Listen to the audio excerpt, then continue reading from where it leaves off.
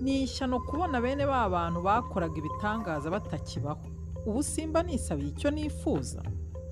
Mu gihe bakivuga ibyo, umugore utagira uko asa atungutse iruhande rwabo, arabasuhuza arababwira ati: "Numvise ibyo mwavugaga, none mumbwire ibyo mwifuza ariko ntimurenze bitatu, kuko nimubirenza ntimubona na kimwe." Amaze kubabwira atyo, bayoberwa aho arigitiye. Batangira kuvuga ibyo bakwiye gusaba. Erega ntibyari byoroshye kubona ibintu bitatu gusa ako kanya, n'ubukene bari bafite. Umugore rero araterura ati: "Sinjye uhitamo, ariko iyaba nari mfite uburenganzira, hari ibintu bitatu nasaba kandi bifite akamaro koko. Ntacyo mbona cyandutira kuba mwiza, nkaba umukungu, kandi nkakiranwa icyubahiro mu birori no mu materaniro y'abakungu." Umugabo aramusubiza ati: "Ibyo byose ntacyo bimaze, kuko umuntu ubifite